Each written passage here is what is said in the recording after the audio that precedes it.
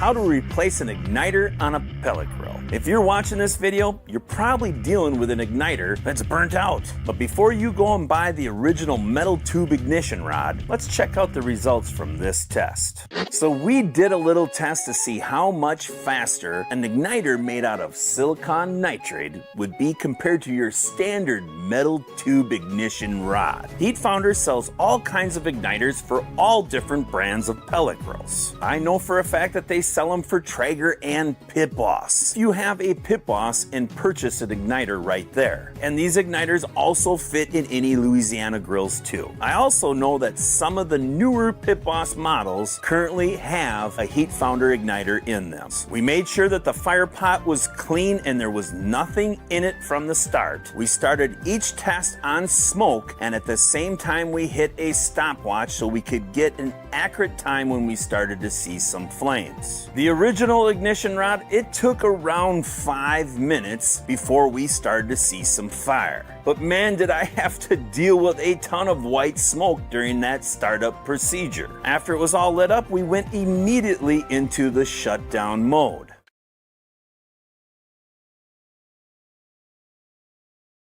Unplug that pellet grill, 8 screws that have to turn it left or breaks free so you can get the bottom cover that you're the old one. Rubber wire plug and attack in the pellet grill. Obviously I followed the same for the new silicon nitride igniter. But this igniter was red hot almost immediately. But the most impressive part about this test was that those pellets lit in about 2 minutes. And to be honest, if a few of those pellets would have landed on the igniter instead of going to the far end of that fire pot, it would lit up even quicker. Let's just take a handful of pellets and throw it right above that igniter and see how fast it takes for this to light up. Our stopwatch is set. Turn it on and turn it on.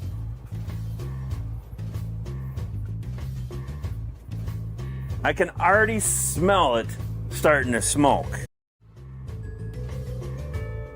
Getting a little bit more buildup. There we are. Just over a minute. Tearing up a little bit. But obviously that's tears of joy. Shut her back down and go into the cool down cycle. I said earlier, is it worth getting a silicon nitride ignition? Yeah, it is. The proof's in the pudding. Another bonus is that they're also rated for 100,000 ignitions. You can find out more information about Heatfounder's igniters. And then you can decide, do you want an igniter that takes 5 minutes or an igniter that takes 2 or less? Well, I suppose that's all I got.